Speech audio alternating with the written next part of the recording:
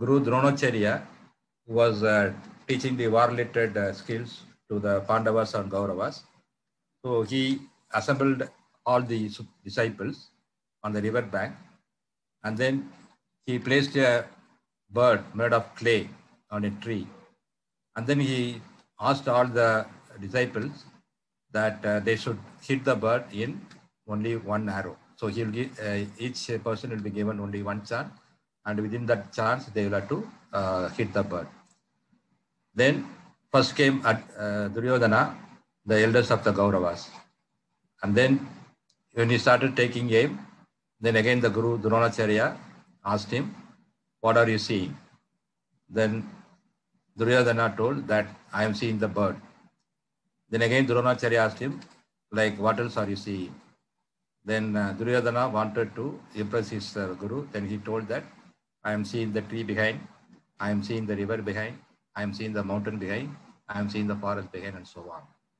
Then the Guru saw how he was holding the bow, how he was taking the aim. So he was not satisfied with that.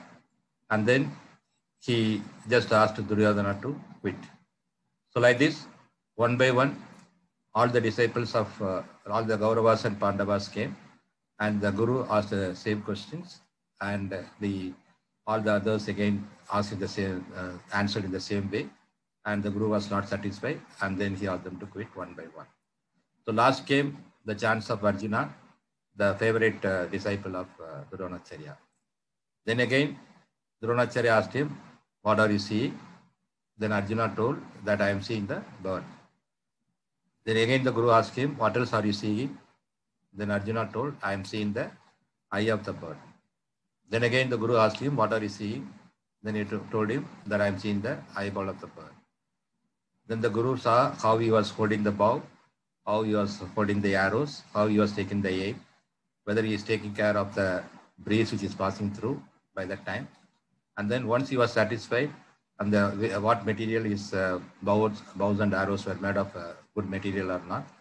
So once he was satisfied that the inputs and the process was right, then he gave the clearance to Arjuna to shoot the arrow.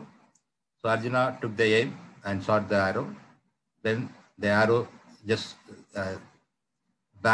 hit bang on the eyeball of the bird.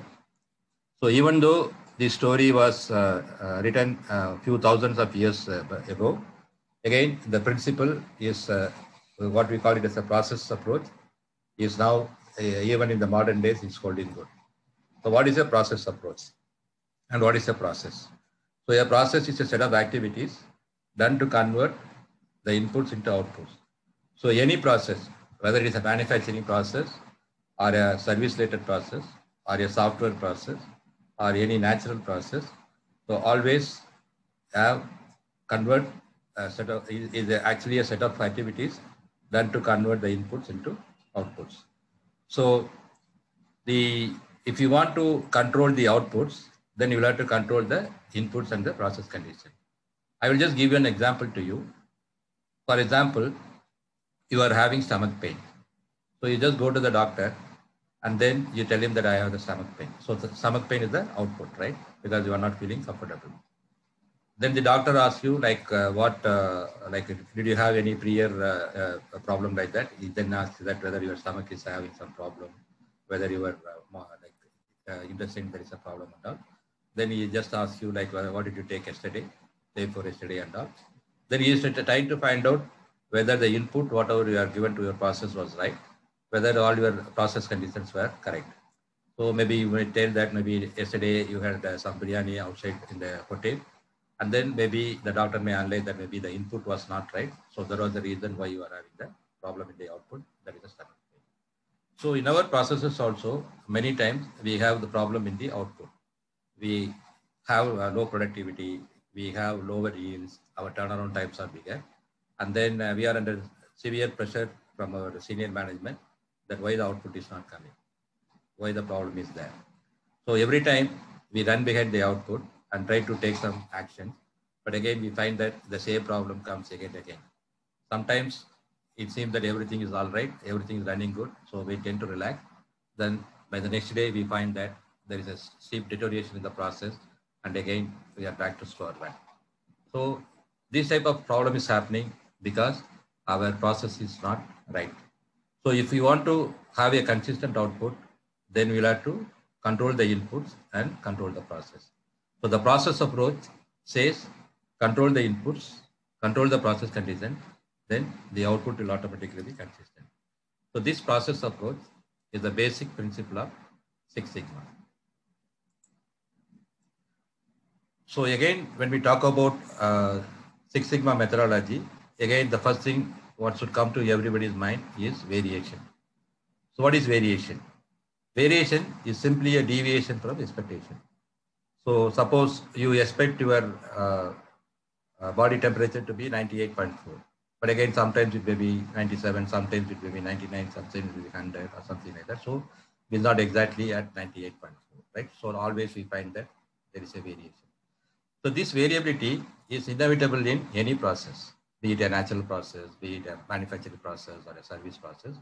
In any process, you can say that variability is there. So these variations in the output is caused by the variations in the inputs and the process condition. Because we find that any raw material batch is always having, always there will be a batch to batch variation. Whenever you are running multiple machines, machine to machine variation will be there. Whenever multiple operators are operating the machine, operator to operator variation will be there. And whenever you are setting the process conditions like temperature, pressure, or vacuum or anything, again, those parameters don't remain constant. So always there is a variation. So this variation in the inputs and the variation in the process conditions, they lead to the variations in the output. That is with respect to the yield or productivity, etc. So sometimes the variation in the process becomes too large that we start producing defectives. That means the products which are not acceptable to the customer. So the Six Sigma methodology focuses on reducing the variations in the processes and improving the quality of products, processes, and service. So whenever you talk about Six Sigma, the first thing what should come to your mind is variation. That Six Sigma helps to reduce the variation in the process and thereby reduce the defect rates in the process. So this is an example of a project, a Six Sigma project done in a process. So initially the project was done to reduce the reduce the rejections in the process. Before the Six Sigma project was done, the average rejection was somewhere around 21%, and the variation in rejection was varying from 15% to 25%. So you can see that there was a large variation, and the average rejection was somewhere around 21%. But after doing the Six Sigma project, the root causes for the variations were identified, and then improvement actions were taken. And after taking the improvement actions, we find that there is a drastic improvement in the yield. That means the rejections came down steeply from 21% to around 8%. And the variations in rejections also came down to around 5 to 10%. So we can find that Six Sigma methodology helps you to reduce the variability in the process and also substantially improve the metrics, whatever you want to improve, be it productivity or turnaround time or yield, etc. So now let me explain you what is Six Sigma methodology. So Six Sigma is a data-driven, structured, and statistical methodology used to improve the quality of the product or service by reducing variability in the process. So Six Sigma is a data-driven approach. So that means whenever you are doing a Six Sigma project, you will have to collect a lot of data. And then this data, you will have to put it into the statistical tools. And then the statistical tools will help you to identify the root causes of the problem. Once you find out the root causes of the problem, then you will be able to improve those processes again by applying some statistical tools. And then whenever you are doing a Six Sigma process, again, you are going to follow a structured approach. We call that as a DMAIC methodology. There is a define, measure, analyze, improve, and control, which you are going to learn shortly.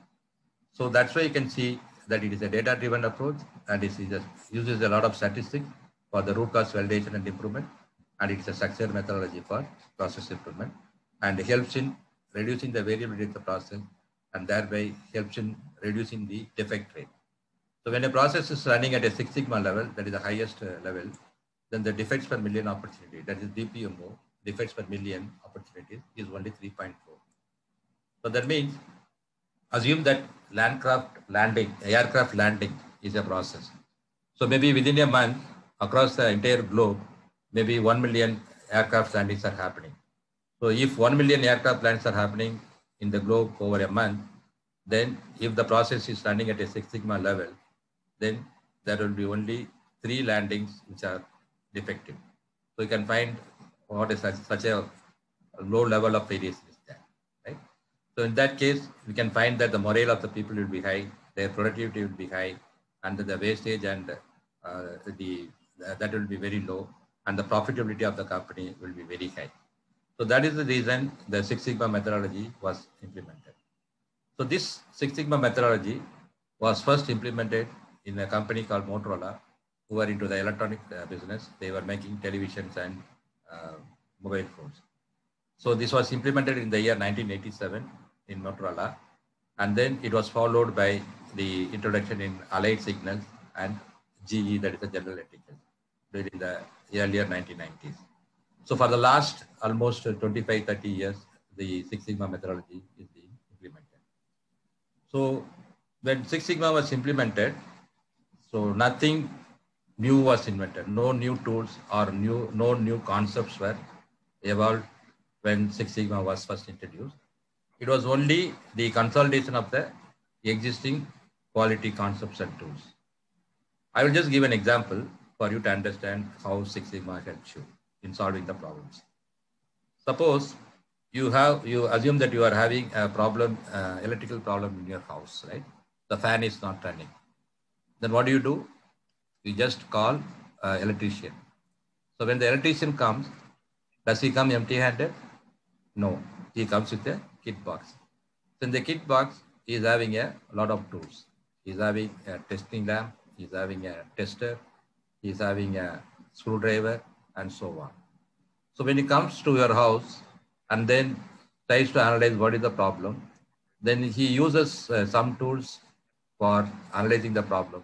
Like he may just use the test lamp and then see whether the power is coming to the switchboard for the fan. So if the power is not at all coming to the switchboard, then there is a problem in the power supply to the switch. If the power is coming to the switchboard, but again the fan is not running, again you will go to the fan and then see whether the electricity is coming to the fan. So if that is also coming there, then maybe there is a problem in the fan. So like that, he will use some tools for analyzing the problem. And then whenever he wants to, once he has identified the problem, again, he has some tools for solving the problem, right? Same way, whenever you are exposed to Six Sigma methodology, Six Sigma is nothing but a sort of a tools kit box having a lot of tools.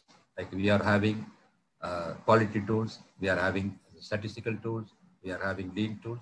So whenever you are taking the Six Sigma training, you are going to be exposed to a lot of these tools.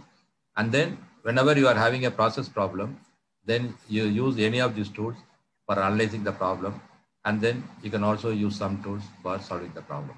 So just like how electrician is using a kit box for solving the problem, analyzing and solving the problem, same way Six Sigma methodology is a sort of a tools kit box which helps you to analyze the problems and solve the process problem by using a lot of tools.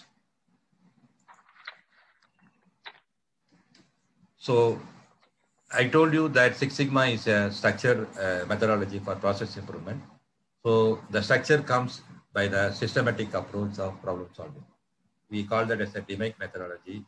That is, D stands for define, M stands for measure, A stands for analyze, I stands for improve, and C stands for control. So DMAIC methodology. So this DMAIC methodology is used for improving the existing process and product.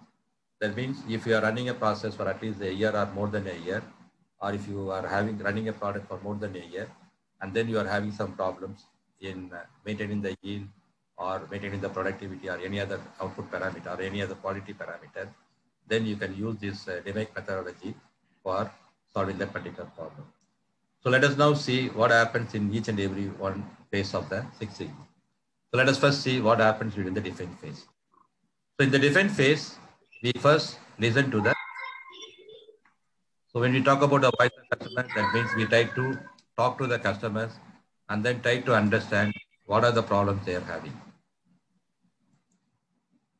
And then once we understand what are their problems, then we try to link it to one of the measurable metrics.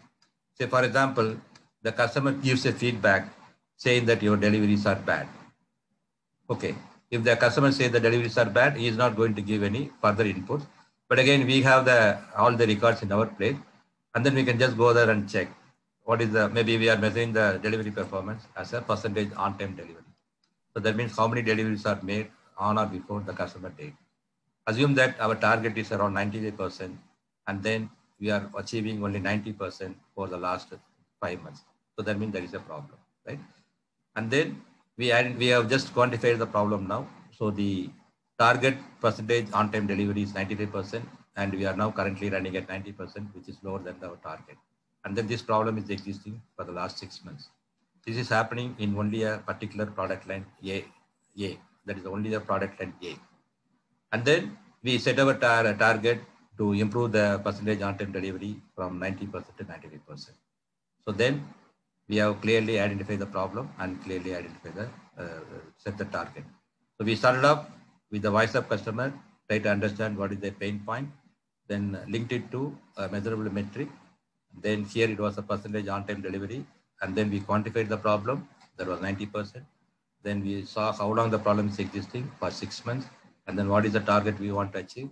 We want to achieve 95%, and then where the problem is there in product line A. So now we have defined the problem and we have set the goals. And then we just select the project team, select the project leader, get the project charter signed by the senior management people, and then start the project. So this is what happens during the define phase. In the define phase, we just define a problem, set the target, and define the scope of the project. Then during the measure phase, we just prepare a data collection plan on what type of data needs to be collected in order to analyze the problem. And then we also represent all the data in graphical format. Then we just do a measurement system analysis. So what is the measurement system analysis? As I was telling you, variation is there in any process, each and every process, right? So variation is inevitable. So measurement is also a variable. So whenever somebody is making a measurement, again, the variations can come either because of the instrument or because of the standards we are using or because of the operator or because of the method which we are using for measurement. So in any case, there is a variation in the measurement. Sometimes what happens is the variation due to the measurement is very high, so that it will actually give a very wrong impression about the entire that particular metric, whatever we are measuring. So that is the reason we should first see whether the measurement system is right or not. So again, we can do that by using some systematic statistical tools. Then we will be able to find out what is the variation being contributed by the measurement. So if the variation contributed to the measurement is less than 10% of the total variation, then we can say that the measurement system is okay. So this measurement system analysis is done during the measure phase to ensure that the measurement gives accurate data. Then during the measure phase, we also do a process capability analysis to really see where we are standing with respect to the sigma level, whether we are at 3 sigma or 3.5 sigma or 4 sigma, like that, so that we can again measure the process capability after the improvement is completed, and then we can compare whether we have really achieved the target whatever we want to achieve. So during the measure phase, we prepare a data collection plan, we collect data, we do the measurement system analysis, and then we do the process capability analysis. Then during the analysis phase, we do a lot of analysis and then try to analyze the root cause of the problem. So we start off with a fishbone diagram, try to list out the potential root causes for the problem. Maybe we may start with 40 or 50 potential root causes. And then using the various statistical and quality tools, try to narrow down on the prioritize the root causes. And then during the end of analysis phase, we just identify the critical root causes which are contributing substantially to the variations in the output, maybe maximum of 3 or 4 critical root causes. And then we'll validate these root causes by using sophisticated statistical tools like hypothesis testing. So the output from the analysis phase is the validated critical root causes for the problem. And then during the improve phase, we take improvement action only on those critical root causes.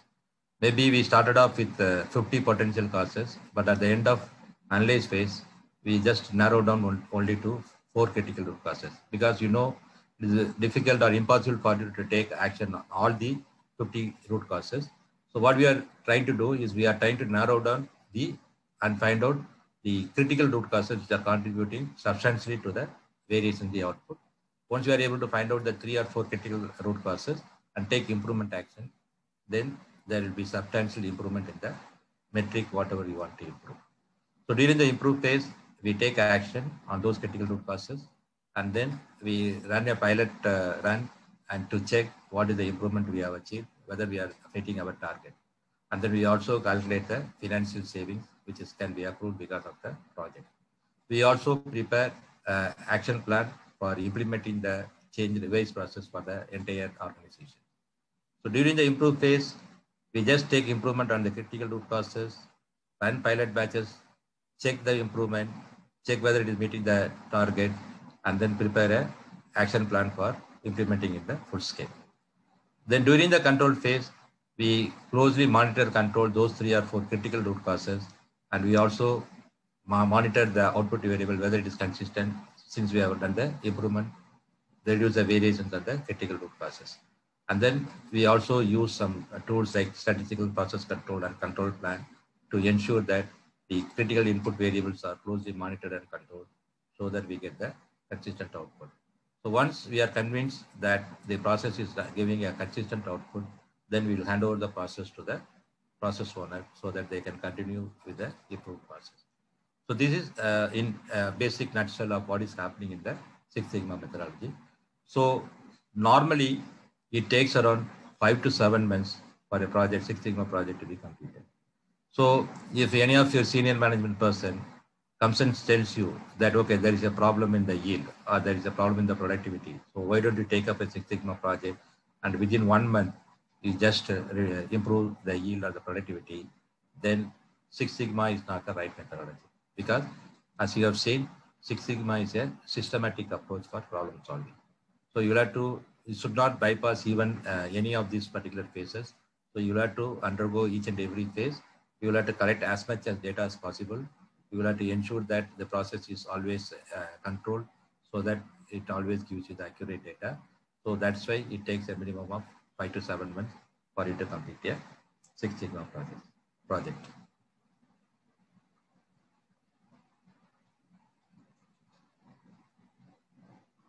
So this is what the method we follow for while we are doing a Six Sigma project.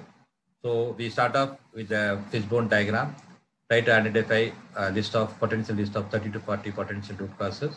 Then using the various tools, we are prioritizing the critical root causes.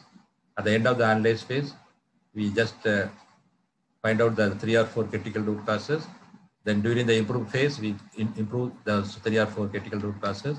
And then during the control phase, we are controlling one to three critical root causes in a very narrow range so that we will be able to get a consistent output.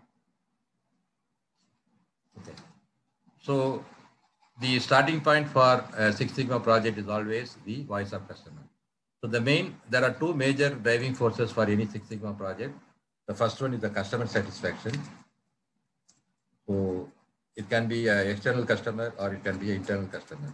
So if any projects can be taken up to improve the external customer satisfaction, that will be given priority.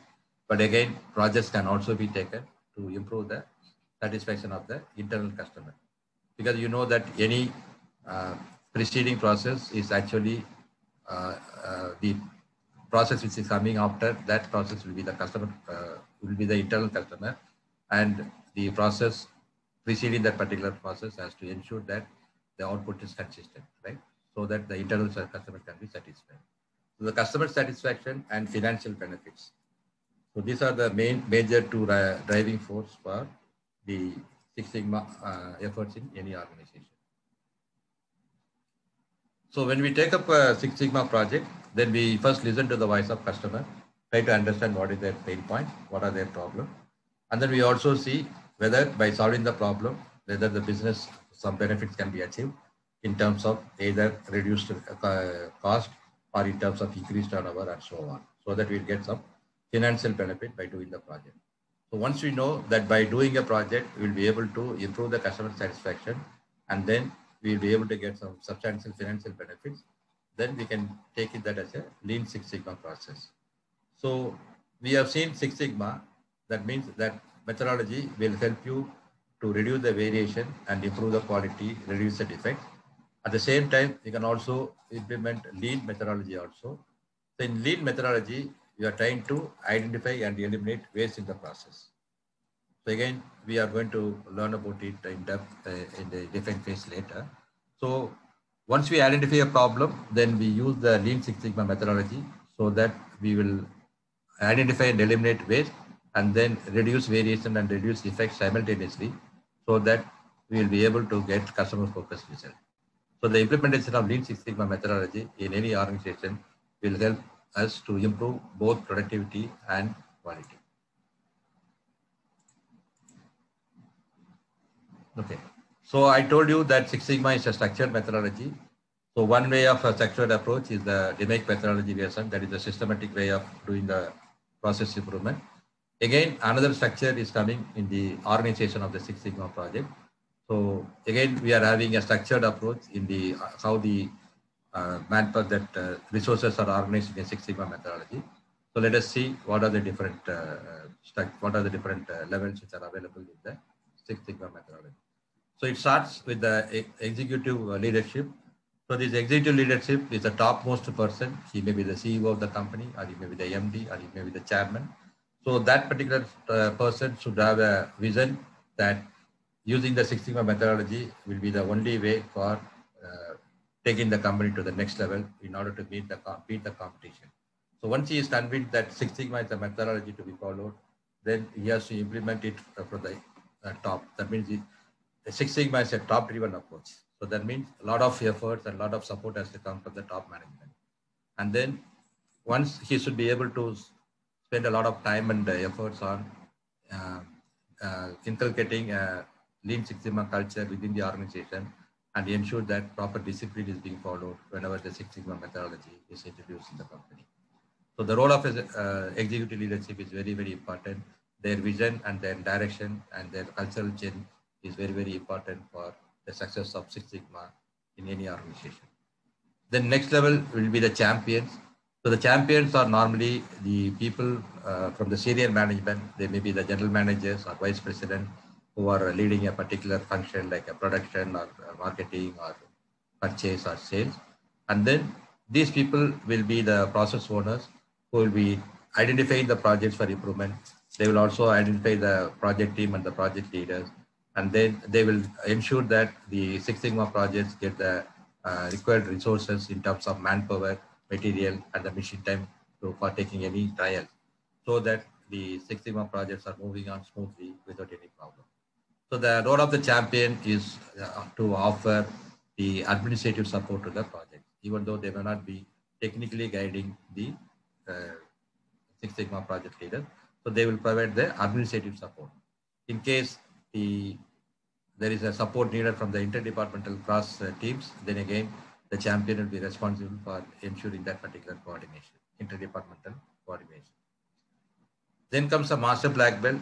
So the master black belt are normally the consultant from outside to when the initiative is begun, is started in any organization, because maybe there is no internal talent available in the company. But over a period of 2 to 3 years, the master black belt can groom internal resource to take up the Six Sigma activities in that organization. So the role of a master black belt is to give the technical guidance to the Six Sigma project. So he has to decide in what direction the project has to move, what tools like quality tools or Six Sigma statistical tools should be used for problem solving. Then they will be arranging for the review meetings with the senior management, and they will mentor and guide all the project leaders, and then they will teach all the complicated statistical tools to the black belt and the other project members, team members. So the role of the master black belt is more technical. Technical means with respect to the Six Sigma methodology. So they are the people who are technically involved in the Six Sigma methodology. Then comes the black belts. So the black belts are normally the internal talent who can be groomed as a master black belt at a later stage. So these people are normally from middle management, managers or senior managers, and then they get exposed to very complex statistical tools, and then they should have strong leadership skills so that they'll be able to coordinate the projects with the interdepartmental cross-functional requirement, and then they'll be able to solve complex problems by using complex statistical tools. They can also guide and mentor the green belts whenever they are doing the green belt project. Normally, the role of a black belt is a full-time employment. Then we come about the green belts. So the green belts are normally the uh, lower management people, that is, and maybe the engineers and assistant managers and all, who can do a small independent project in their own department, or they can just help a black belt in their project. The role of a green belt is part-time basis, and then they get exposed to the statistical tools in all the phases, and they can just do a small project on their own department. Then the yellow belts again are normally play a supportive role as a team member in a Six Sigma project. They are mainly involved in the data collection during the measure phase, and during the control phase, again, they just ensure that the optimized conditions are running under consistently the same condition. So they are exposed to the overview and define phase of Six Sigma, then the measure phase and control phase. Normally, they don't get any exposure to the complex statistical tools which are used in the analyze and improve phase. Then the white belt are having the minimum awareness about Six Sigma, maybe 1 hour or half an hour or 1 hour of training to understand the basics of Six Sigma. So normally when a Six Sigma initiative is taken up in any organization, maybe all the employees of the organization may be given awareness training, and they can be certified as a white belt. So this is a structured approach for the Six Sigma implementation in any organization. Okay. So whenever we are trying to identify a Six Sigma project, it is always better to narrow down, focus a particular project for improvement. So many times the Six Sigma projects fail because the scope of the project is very not defined properly. So what may happen is the projects may be taken up with a very high scope. That means the scope is very wide. So in that case, what will happen is when you start collecting the data and when you want to analyze the data, then you may not be able to find out the root causes, and the project may get stuck up there. So that is the reason it is always better to subdivide the process into sub-process and sub-processes till we identify a focused process for improvement. So let me give an example. So for example, initially I wanted to take a project to reduce the headcount in HR from 20 to 60, right? So there are 20 current employees are there in the HR department, and then I wanted to reduce to 16 so that I will get a substantial cost saving in the HR department. But again, if you see this particular project, then the scope of the project is becoming very wide, right? Because again, within the HR, we find that there are 5 sub-processes are there: recruitment, training, employee relations, payroll, and etc. And then if you want to take up a project to reduce the headcount, then you need to address all the 5 processes. In that case, again, the project becomes very complicated, and then it may get stuck up. So instead of that, again, we just subdivide those processes and then see like what is how this 20 manpower is engaged in all these 5 sub processes.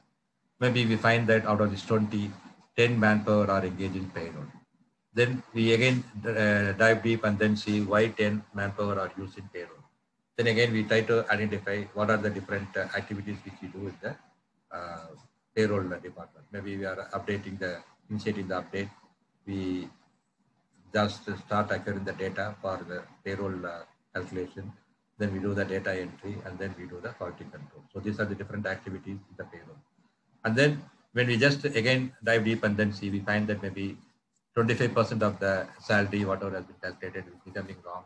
And then say whenever you are dispatching the salary at the end of the month, maybe if 100 people are there. So for 25 people, they again come back to the beginning of the month and say that there is a problem in their salary. So that means again that has to be reworked, and then we spend a lot of time and effort on reworking. Then we identify that that is a potential area for improvement. Then we can define the problem as I want to reduce the rework in the data entry in payroll department from 25% to 5%. So thereby reducing the headcount from 10 to 6. So instead of taking a project in the entire HR, now I'm just trying to focus only on the data entry in payroll. So from reducing the defect from 25% to 5%, thereby reducing the headcount by 4. So this way, the scoping the project is very, very important. The scope of the project should not be very wide, because in that case, again, it will be very difficult for you to analyze the root cause of the problem. And if the scope of the project is very small, then again, it does not require a sophisticated approach like a Six Sigma approach. So the definition of scope of the Six Sigma project is very, very important. So it should not be too wide or it should not be too small. So again, we will just see how we identify the metric for improvement. So as I told you, again, the starting activity for any of the Six Sigma project is listening to the voice of customer. So normally the voice of customers or the feedback we are getting from the customers are often at a very high level, vague and not specific. So I will just give an example. Assume that your MD and your customer's MD, so they meet in a social function, and then while having a cup of coffee, they are discussing, and then your MD casually asks him, like, how is the performance of my company? Then the customer MD may say that, okay, till last 3 months, there was no problem. But over the last 3 months, I hear that there are some delivery issues at that, but it is getting sorted out. So by saying so, then they just divert the topic and then they like discuss some other thing. But again, this is a very serious matter as far as your company is concerned, because the problem has been escalated to the managing director. So in that case, your managing director has to come back to you and then try to analyze what are the problem. Then you should call all of you and then try to find out what is the problem. So upon diving deep and then trying to analyze the problem, you find that for the last 3 months, yes, there has been a deterioration in the delivery. That means your percentage on-time delivery, the target was around 95%, and then you are now maintaining only at 90%. And that is the reason why the customer is feeling the pain. So in that case, you are now translating the voice of customer, where you are talking about the delivery problem, which was not measurable. But now, after analyzing the problem, you are now relating it to a measurable metric, that is the percentage on-time delivery, which has been reduced from 95% to 90%. So then we call that percentage on-time delivery as a critical to X. So this X may be related to quality or delivery or cost or safety, etc. So we identify a metric which can be related to the voice of customer. If the voice of customer says that delivery is the issue, then we can just focus more on the percentage on-time delivery. If the customer is talking about quality, then we can talk about the CTQ, that is critical to quality. Maybe some of the quality parameter which is very critical to the customer, maybe the hardness or the inductance or capacitance like that. So this is very important to the customer. So a fully developed CTX has got 4 elements. So what is the output characteristic? That is the CTX. The Y metric, that is the metric we want to improve, and what is the specifications or the tolerance limit. So I will just give an example. Suppose the voice of customer says that I have to wait for 48 hours to get a reply to a single email. So the customer is just venting out his frustration that he is waiting too long to get a reply mail. So in that case, the CTA, that's the critical to X, that the name is responsiveness to email. Then the Y metric or the metric we want to improve is the turnaround time, that is measured in hours and minutes. So the specification is that any mail which has been received from the customer has to be replied within 24 hours. So any mail which is responded after 24 hours will be considered as a reply. So then we are able to relate the voice of customer, that is the frustration about from the voice of the customer. We have been able to link it to a measurable metric, that is the turnaround time. And then we can just quantify what is the performance. Then we may find that our percentage response, on-time response to the customer's email is only say 78%. And then we can then take up a project to improve the 78% to 90% or so. So the starting step for Six Sigma project is to listen to the voice of customer and then converting that voice of customer into a critical to X factor quality, that is a measurable metric, so that we'll be able to quantify the metric and then fix the target and then define the scope of the project. So the projects can also be taken up by, the problems can also be identified by measuring the cost of quality. So when we talk about the cost of quality, so there are two major divisions are there. The first one is the cost of good quality. We also call that as cost of conformance. Cost of conformance. So cost of conformance is nothing but here we are spending some money and effort for quality, but again here it is not that the quality of the product or service has not gone bad, but still we are spending some money. So again, the cost of conformance can be further classified into prevention cost and appraisal cost. So prevention costs are those costs which are incurred for avoiding any errors or rework or any defects. So any proactive actions we are taking, like training the people or making the documentation or doing some risk analysis like FMEA or faulty analysis. So these are all some of the actions, preventive actions you can take in order to ensure that bad quality products are not produced. So that prevention cost is one of the component of the cost of conformance. So the other component of cost of conformance is the appraisal cost, which is the cost we are spending on inspecting whether the material is good or bad. So this inspection can come at the incoming stage or the in-process stage or at the final inspection. So the other activities like auditing or calibration can also be construed as a appraisal cost. So we can see that in the prevention costs and appraisal costs are used mainly to avoid any defects or any errors in the process. Whereas the cost of poor quality, we also call that as a cost of non-conformance. So that is the cost we are incurring after the product has gone bad. Either rejection or scrap or any customer returns, we call that as a cost of non-conformance. Again, the cost of non-conformance can be divided into internal failure cost and external failure cost. Internal failure cost is the cost we incur when the product or service is not delivered to the customer, but internally there is some failure. So the rework, whatever is happening in the process, or any scrap, whatever they are making, the downtime of the machine, any delay in the processing time, or any loss of capacity. So all those are related to internal failure cost. So the external failure cost is the cost of quality which is incurred after the goods or service is delivered to the customer. So any customer returns or any warranty cost or any loss of customer sales or any sorting and repairing at a customer place. So these are all examples of external failure costs. So the internal failure costs and external failure costs are happening only after the product has gone bad.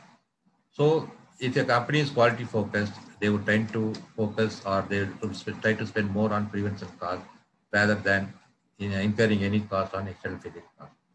The research shows that if you are hesitating to spend $1 in as a prevention cost, you may end up spending $100 as a external failure cost.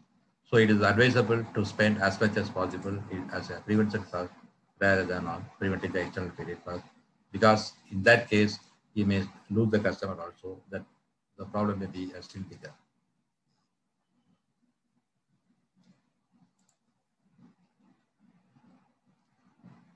So again, in order to identify what type of projects can be taken up, again, we can use some quality tools like a Pareto chart. So this Pareto chart will help you to prioritize the problems for improvement. I will give an example so that you will be able to understand how Pareto chart will help you to select the right project. So assume that you are working for a service company and around 4,000 employees are there in your organization, and you are having an IT team which is helping you to solve the IT-related problems like problems with the mouse problems or keyboard issues or any software or hardware-related issues whenever you are reporting that. Assume that you are having a tool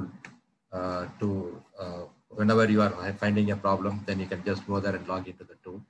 And assume that you are every month around 1,000 tickets are raised in that particular system.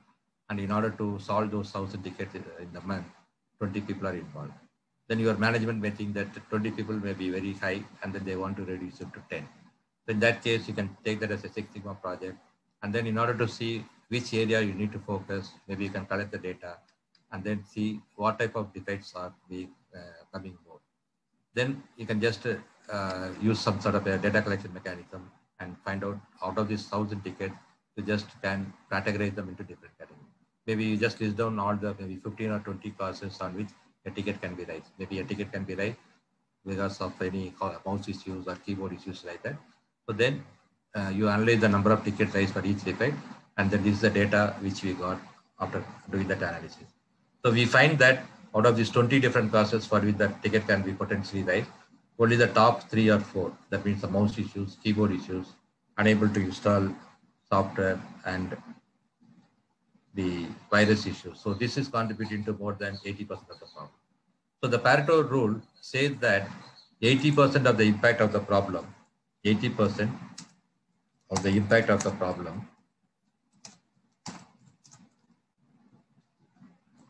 are caused by 20% of the causes. So as I told you, there are 20 causes for which you can raise a ticket. So 20% of 20 is only 4. So that means 4 causes are resulting in 80% of the ticket. So total number of ticket raised is 1,000, out of which 80% is 800. So 4 causes are contributing to 800 tickets. So if you are able to identify those 4 causes and then try to solve only those 4 causes, then 80% of the problem will be solved. So the Pareto chart will help you to identify and prioritize the causes on which you need to take immediate action. So this is a potential area for identifying the Six Sigma project. So you can start working on, you can take up a project for how you can reduce the number of tickets raised because of the mouse issue and keyboard issues separately as a Six Sigma project. So whenever you are doing a Six Sigma project, you are identifying 2 metrics. One is the primary metric, which you are identifying for improvement, so that it can be a productivity, it can be the quality of a particular characteristic, it can be the yield, it can be the turnaround time, and so on. So whatever the metric you want to improve, so that we call as a primary metric. And secondary metric is a metric which is going to be negatively impacted by taking any action on improving the primary metric. So for example, in most of our people, most of the organization, the mindset is that if you take up a project or if you take up any initiative to improve productivity, then the quality will be affected. Many times I have faced, even when I was in manufacturing and services also, whenever I go and tell the people that your productivity is very low, you need to improve it, then they will tell that, okay, sir, I will just do that, I will increase my productivity, but then the quality will deteriorate or you will need to compromise. That is my mindset. Same way, if I want to improve the quality, then the people will say that productivity will be compromised. But again, if you are doing a Six Sigma project in a right way, identifying the root causes of the problem and totally eliminating those problems, then both the primary metric as well as the secondary metric will both improve. So I have done many projects and I have guided many projects where by doing the Six Sigma project in a correct way, then both the primary and secondary metric both will improve. So that is a classical example of the advantage of doing a Six Sigma project. Both your primary and secondary metric will improve whenever you do a Six Sigma project. Okay. So how do you measure the process, how the process is running? So how do you measure the Sigma level, or what is the current process capability? So the easiest way is by calculating what is the error or defects, whatever you are producing. So assume that you are working for a textile company which is manufacturing shirts. So on a particular day, you assume that 1,000 shirts are produced. So 1,000 shirts are produced. That is the U. That is the total number of units produced. Total units produced. So assume that out of these 1,000 units, 1,000 shirts, again you are finding 50 defects.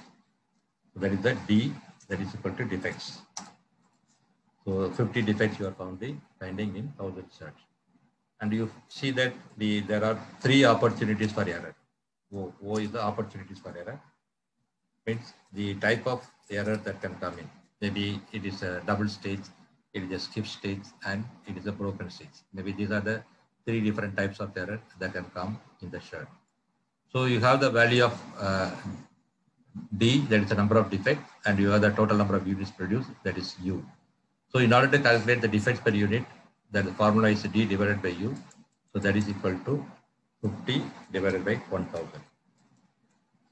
So in order to find the defense per opportunity, the formula is D divided by U into O. That is 50 divided by 1000 into D. So in order to calculate the defense per million opportunity, again, you just multiply DPO by 1 million. So 50 into 1 million divided by 1000 into 3. So that is equal to 50,000 divided by, so that will be around 16,700. So 16,700 is the DPMO, that is the defense per million opportunity. Then we have the standard table from which we will be able to convert the DPMO into the sigma level. So in my understanding, 3 sigma is equivalent to 67,700 DPMO and 4 sigma is equivalent to 6,200 DPMO. So 16,700 will be approximately equal to 3.8 is the sigma level. So this is the process capability before the project is implemented, and then you can just measure the process capability after the improvement is done, and then you can establish that the sigma level has gone up from 3.8 to say 4.1 or 4.2. So this is how you just calculate the process capability in terms of sigma level. Once you know the DPMO, then from DPMO you'll be able to convert that into sigma level. So again, there are some other ways we can just identify the metrics for the improvement. One of that is the improvement in yield. So whenever you are measuring the yield, and there are 2 types of yield which is possible, measurement is possible. The first one is the classical yield, and second one is the rolled throughput yield. Or you can say that the first pass yield. So what is the difference between classical yield and first pass yield?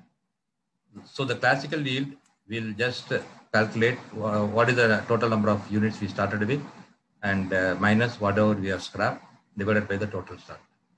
So I'll just give an example. Suppose you start production and you with 100 parts and you do the particular production operation and do the inspection. So after inspection, you find that 70 parts are getting passed, 5 are rejected, and 25 parts go for rework. So after rework, they become okay. So 70 plus 25. So your classical yield will calculate, that is classical yield will be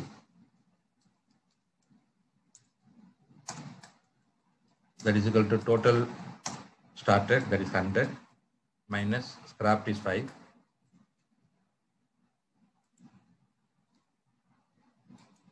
divided by total started, that is equal to 0.95.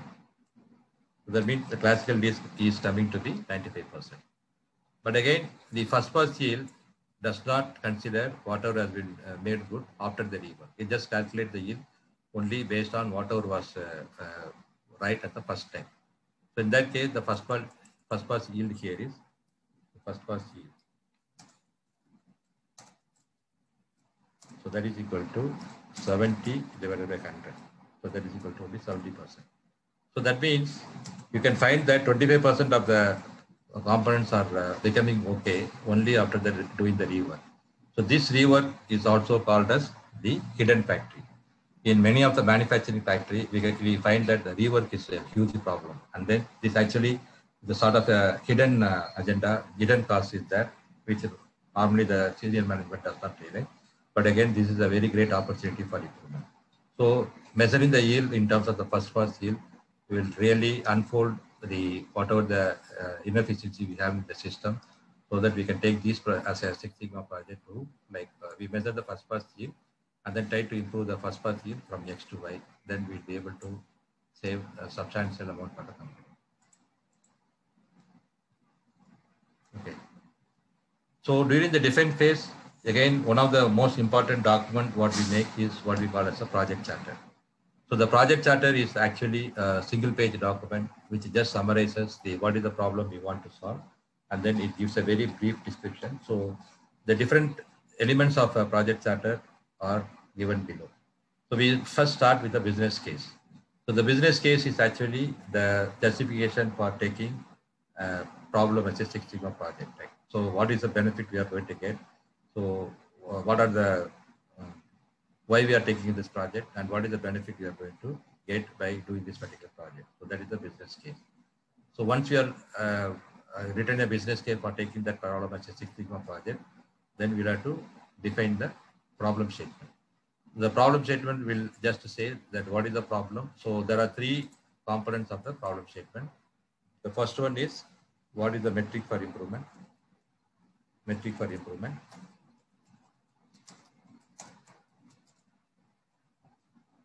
Then what is the current problem? Quantifying the current issue, quantification. Quantify the problem. And then how long the problem is existing.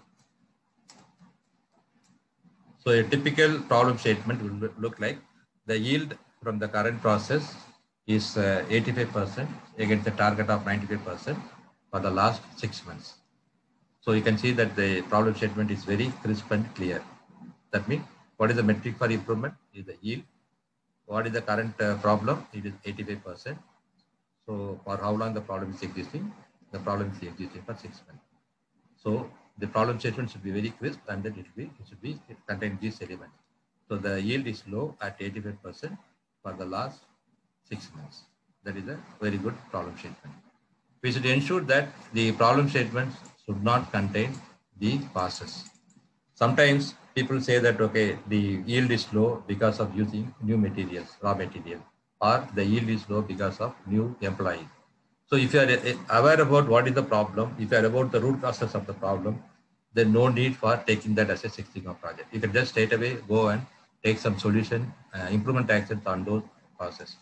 So the problem statement should not contain any root causes. So this is very, very important.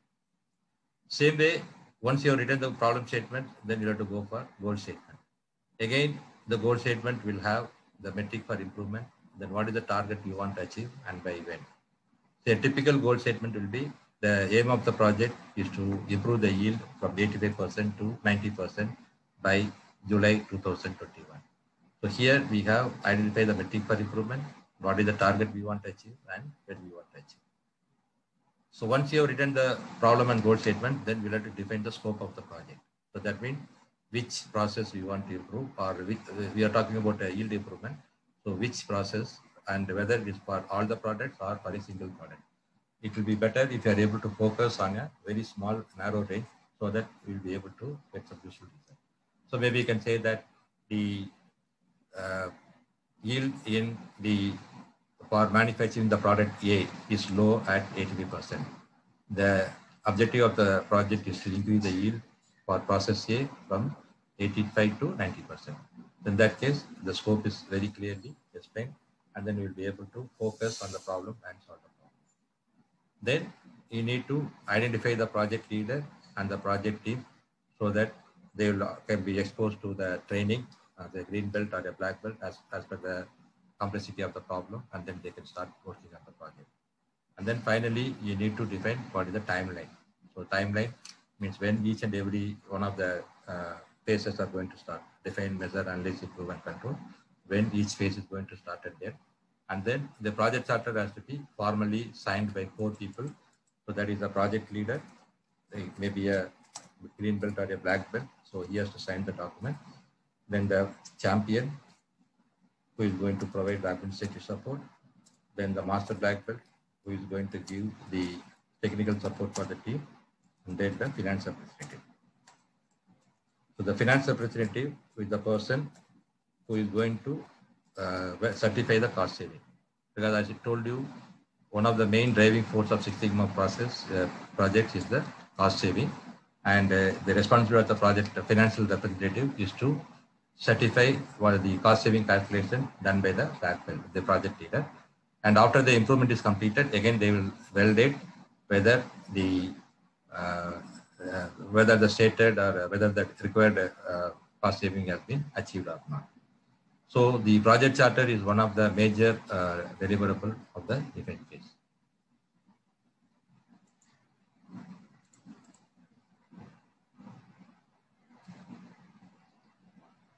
Okay.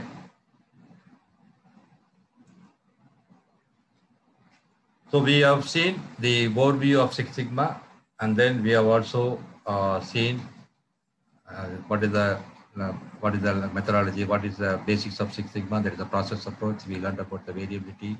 We learned about the DMAIC methodology. Then we learned about the structure, the organization structure of the Six Sigma project. And then we learned about the different metrics. How do we identify the metrics for improvement? And then we also learned about the project charter. What are the different elements of the project charter? So now let us try to now understand what is lean. So lean is a systematic method for elimination of waste within the production system. So in any process, you find that the waste is always there in any process, right?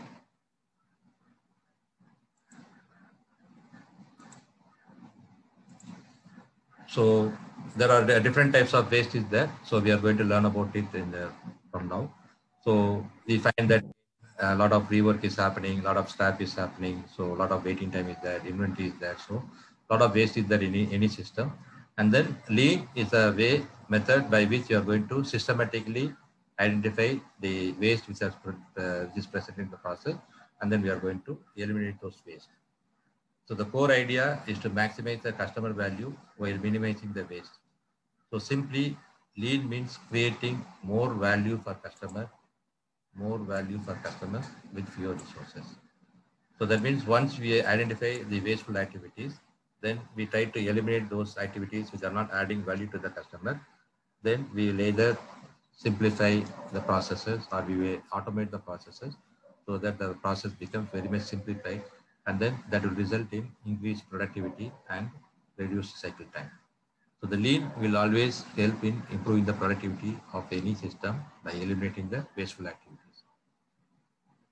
So the lean will also help in improving the organization performance by identifying and reducing the waste through the continuous improvement, reducing cycle time, reduce errors, and response quickly to customer.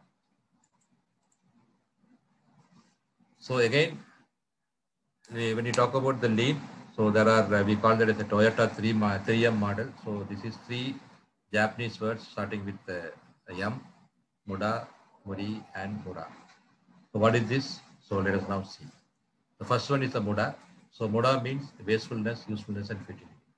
That means you can see this particular person is not very careful.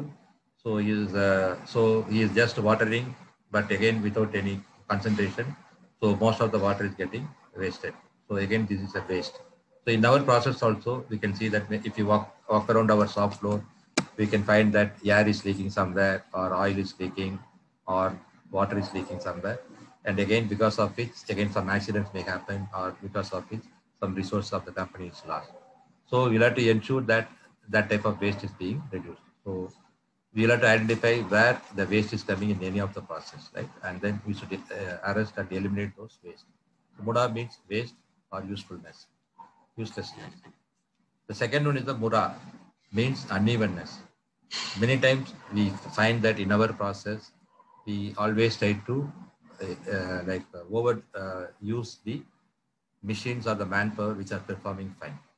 I have been working in production for 22 years and I have done it many times. Suppose there are 2 different machines are there and one machine is giving the very good results. Then I will just try to maximize the output from the run, that particular machine. And then I will put some people like they will, even when they go for lunch, then some other person will operate. Even during the night shift, maybe 2 different operators may be put in the machine so that the machine will run continuously for 24 hours since it is giving the good output. But at the same time, some other machine may be there, similar machine, but that is not giving the good result. Then maybe we'll just give it for maintenance and then they will just work very leisurely. Whenever they have time, they will come and attend to that. And then not serious efforts are taken to bring back the machine into proper shape. So in that case, the machine which is giving the good results will be overstretched and the machine which is not giving the good results will be underutilized. So this type of unevenness is commonly present, not only in the machines, but also in the manpower. The manpower, whether it's a supervisor or operator, whoever is doing a good job will be given more and more job, whereas the person who is not doing a good job will be given less job, and then in that case, the unevenness will be very high.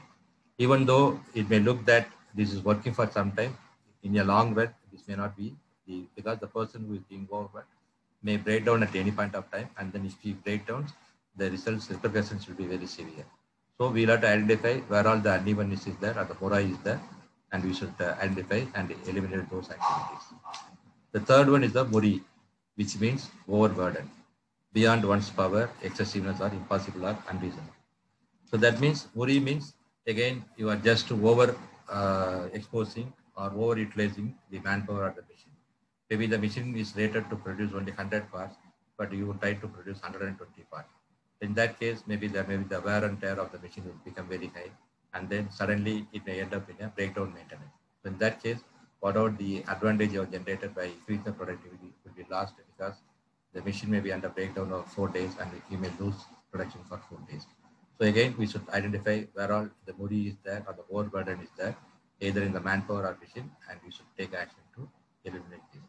So in your processes, you should be able to identify where muda is more, where muri is more, and where mura is there, and then eliminate those so that the process becomes very efficient and simple.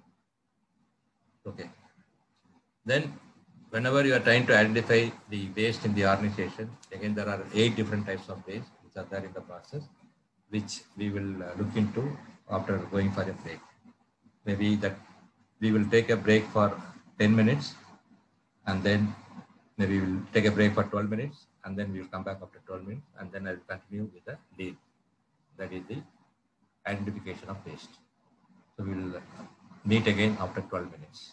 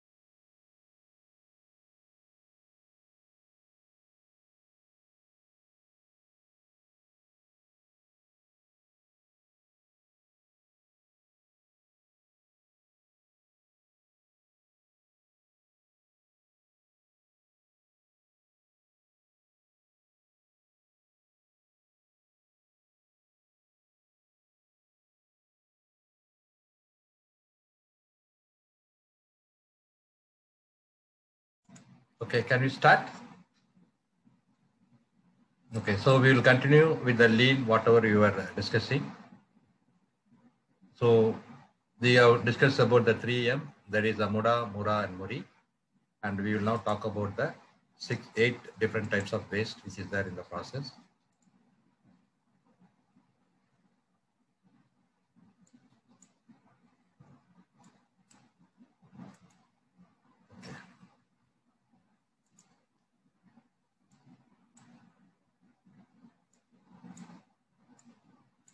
So the 8 waste which are present in our process can be classified, can be remembered by uh, seeing this acronym, that is the downtime. So D stands for defects, O stands for overproduction, W stands for waiting, N stands for non-utilized talent, T stands for transportation, I stands for inventory, M stands for motion, and E stands for extra processing. So now let us try to understand what each one of these waste means. So the first one is the defects. So we find that in our processes, many times we are producing scrap, right? Normally in a process which is running at a Six Sigma level, the scrap will be around somewhere around 6 to 7%. And in addition to that, we also have a lot of rework. Rework may be to the extent of 20 to 25%. So this actually is a huge waste to the company. And this is what we call as the defects. So if you are able to reduce the defects, then we'll be able to save a lot of money for the company. So defects means D stands for defect, that the efforts caused by rework, scrap, and any incorrect information, we classify them as the defects. O stands for overproduction.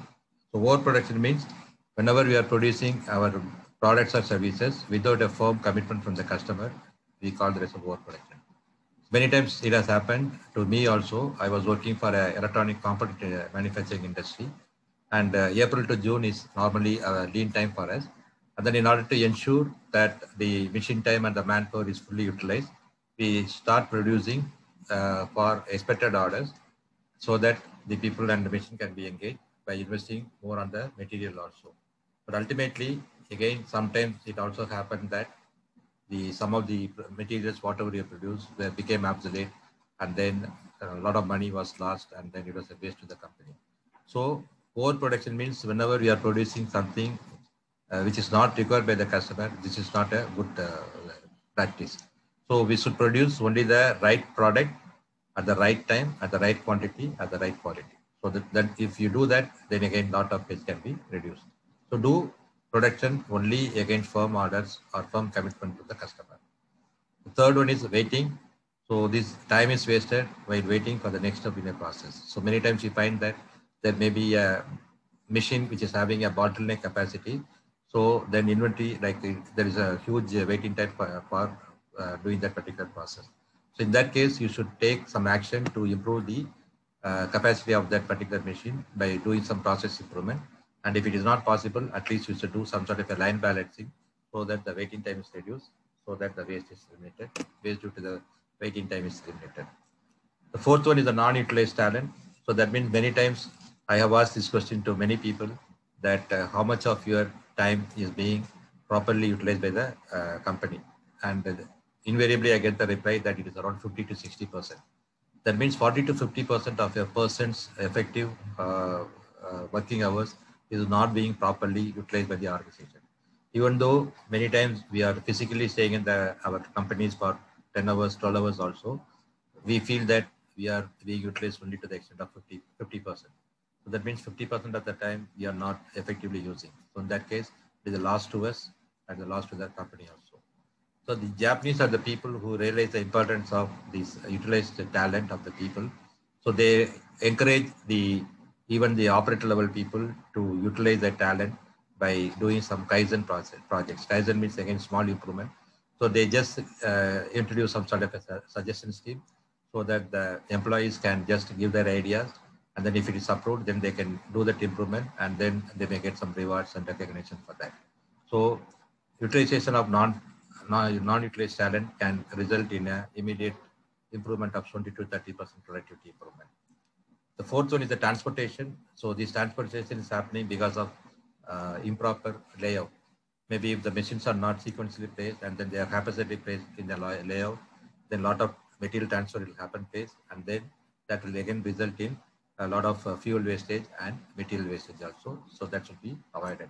The layout should be in such a way that the movement of the material should be at the minimum. Then inventory is again a huge problem in many of the companies. Many companies, they just have a lot of raw material inventory, work in progress inventory, and finished goods inventory. And then once you invest a lot of money on inventory, what happens is a lot of money gets blocked as inventory, and then the cash available for working capital will drastically come down, and then your day-to-day operations becomes very difficult. So that is the reason you should have the least minimum inventory possible. So the Japanese, the Toyota company has introduced a concept called the JIT concept, that is a just-in-time concept, where the material, all the material required for the production for the particular day will arrive only at 5:30 a.m. in the morning, and then immediately just taken to the shop floor. Then all these are produced, and then without any work in progress inventory. And finally, at 10 o'clock in the night, when the shift ends, the last car will be leaving out of the company. So that means there is no raw material storage stock, there is no work in progress, there is no finished goods stock. So that type of concept is called JIT, wherein you will be able to reduce the inventory, thereby improving the working capital. The seventh one is a motion. So that means whenever you are working in a machine or in your seat, then always there is a possibility that you are straining yourself too much. Maybe the operator has to bend, or he has to stretch, or he has to walk, or he has to run in order to do his work. So in that case, his efficiency will come down, and then that will result in reduction of his efficiency. So, and the same way, if you are working for a software company or a service-related company, maybe you are sitting in the chair for too long, so you may end up with a neck pain or a back pain. So that is again going to reduce your productivity. So whenever you are doing the work, you have to ensure that the stress to your body is minimized so that your overall efficiency can be improved. The last one is the extra processing. So many times it has happened to me also, like whenever you have a customer complaint, then you just increase the layer of final QC checking. Maybe till now only one layer of checking was done, but if there is a major customer complaint, maybe another 2 or 3 layers of final QC will be introduced, and then that will again delay the dispatch process, as well as they will increase the rejection, and then overall there will be a lot of wastage of human effort. I have seen that in many companies, whenever there is a customer complaint, they will add some inspection step, but even after the problem is fully solved, even after 3 months or 6 months, 1 year also, the excess, the checking will be done, which is not at all necessary. So whenever you want to do any lean, you have to ensure that no extra processing is done in any operations. So these are the 8 different types of waste which are contributing substantially to the waste in any organization, and you should be able to identify and eliminate these waste. Then 5S is actually one of the very effective tool in the lean tool, which can be used for improving the shop floor discipline. So whenever you are working in a shop floor, in order to improve the shop floor discipline, then we can use this 5S. 5S is nothing but, again, 5 words starting with yes in Japanese. So the first one is a seiri, means sorting out. Seiton means systematic ordering. Seizo means sign. Seikatsu is standardizing, and Shitsuke is sustain. So now let us see what is actually being done in each and every step. The first one is sort, that is seiri. So the first step for doing 5S in any organization is to identify what are the items which is required by you and what are the items which are not required by you. If any items are not required by you, you just simply remove it from workplace and then put a red tag giving the details about that particular item, so that if anybody else in the organization want that, then they can have it. Or if it can be sold outside, it can be sold. Or if it needs to be scrapped, it can be scrapped. So you need to dispose of any item which is not required by you. Then whatever the items required by you, then again you just segregate them into which you are frequently using and which you are using not frequently. Whatever you are using frequently should be kept near you with a easy access, and whatever is not being frequently used, they can have at a distant place, so that once in a while you can take those, get access to those items. So sort means sorting the items as to not at all used, infrequently used, and frequently used. Not at all used items should be disposed of. Infrequently used, This thing should be kept at a place which can be rarely accessed, and frequently used goods items should be placed in with easy access. Then second, yes, is the say tone or systematic arrangement. So here, whatever you want, you kept as a material which is required material, that has to be systematically arranged, maybe by proper identification, by using some colored labels or by item code or something like that, so that you don't need to spend too much of time in searching. So doing the say tone will reduce substantially the time taken for searching.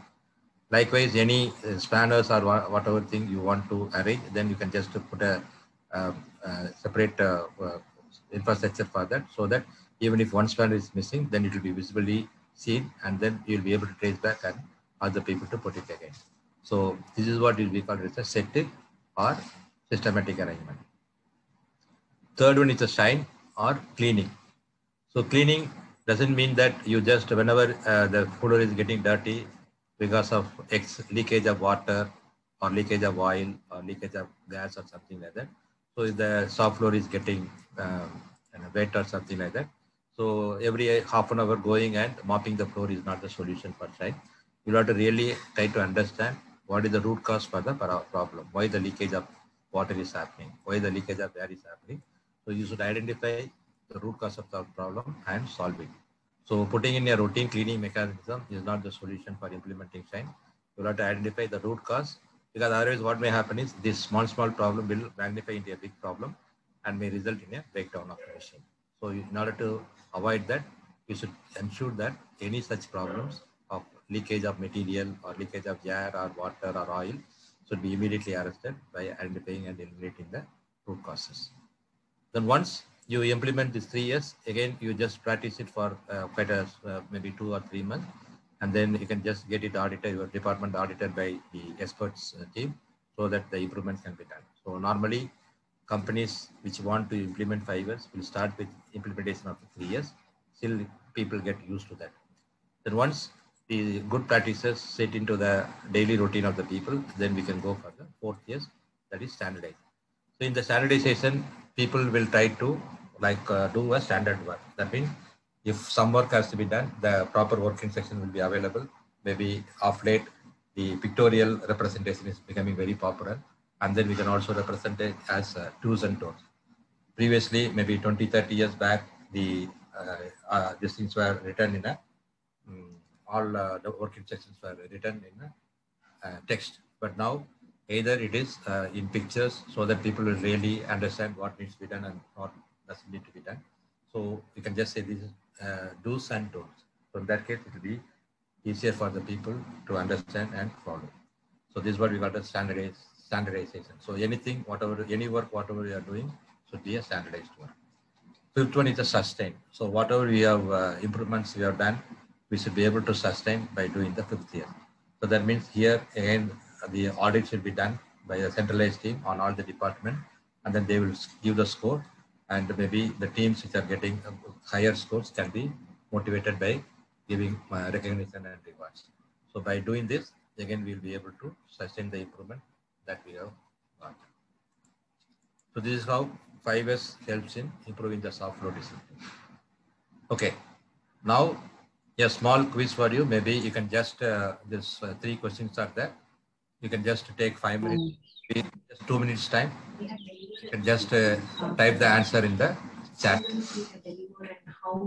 Just I'll give you 2 minutes.